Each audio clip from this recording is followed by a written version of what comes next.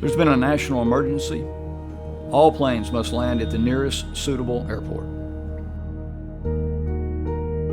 Flight 712, you've been cleared to land at Richmond. That's what we'll be looking for you. Please keep your crew together, and at that time, would you please contact me on arrival?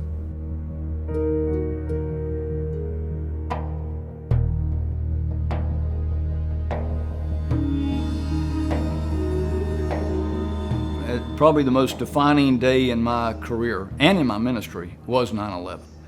The day was a day like no other for many people, and obviously in this world, but in our industry especially. And they're just streaming up the East Coast. It was a beautiful day, and then all of a sudden we get a call from the command center in Washington, D.C. that said they wanted us to put all our aircraft on the ground immediately at the nearest suitable airport. We got everything on the ground. It was extremely busy. The thing that probably marked me more than anything was the next day. I went into work the next day, and we work in a very busy, very stress-filled, hectic environment in a flight control center. And I went in there, and it was as quiet as this chapel right now. And we had nothing in front of us. There was no traffic. There's nothing on the radar, our computers. There's nothing to do, and we're sitting there. And at that moment, it really and truly spoke to me, and God spoke to me at that moment. And I've often thought about that moment countless times since then, and I equate it to 1 Kings. I think of Elijah, wanting to hear from God, and he's hiding from God, and he finally hears him in the soft, still voice of the Lord in the silence. And I looked around that room that morning, and I saw my coworkers, and I could see the anxiety and the fear and the anger on their face. And I was already in ministry at that time, and in church ministry, and I remember looking around that room and thinking to myself, dear God, we need you here, bad, right now. And I can still hear his voice saying, that's why you're there.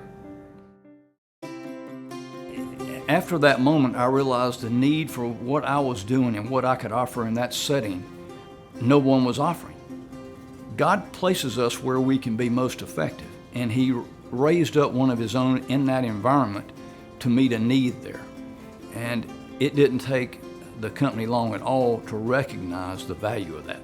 And I realized that my ministry was tenfold what my colleagues was. I'm able to do it every single day. It redefined the way I looked at ministry. Look at the pages of scriptures. We got a whole Bible full of people that were tent makers, that brought ministry to where they were in their call in their lives. And that's where Jesus went and called them from in their lives.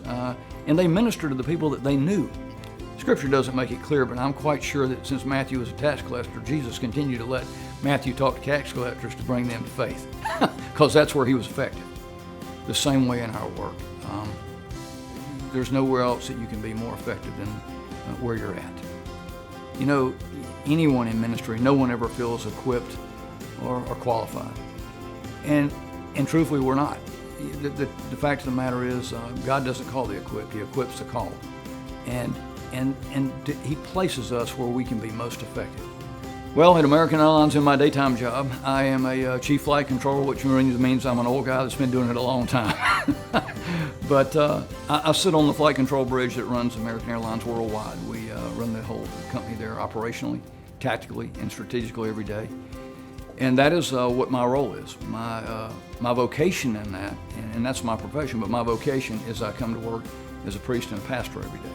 When I go to work in the morning, if there's a need somewhere around American Airlines, I've come in there at 4 in the morning, and at 7 found out, that we have an employee that's in Chicago that's at the end of life, and they're requesting me to be there, and I'm on the next airplane to Chicago. And the company values that. Pastoring the flock means you're providing a level of care for people in need, and that's what the shepherd does. He cares for the sheep. That's how I envision what I do at American Airlines. I'm surrounded by a bunch of people. A lot of them have church homes, a lot of them don't. But what they all do have is a need. And you know what? It crosses denominational lines. It crosses faith lines. I have prayed with people from the Muslim faith, from the Jewish faith, because when people are in that need, they want someone to compassionately be there in that moment with them. It's the ministry of presence, and it's priceless. I think that the primary need is the same needs that are on the outside of the workplace. We can't compartmentalize our lives when we come to work. If we're having a struggle at home in our marriage, or we're having a struggle at home in our health, or or with our children or something like that, that comes to work with us. We may try to keep it on the other side of the wall, but the fact of the matter, it does come to work with us. And that's where it's hard for a pastor. A person has to come into the church a lot of times before a pastor can find how to best, because we bring our best selves to church. But when you come to work, it's a little bit different. You bring your family and your problems and all your challenges in life with you, and that instantly becomes part of the way you do your job.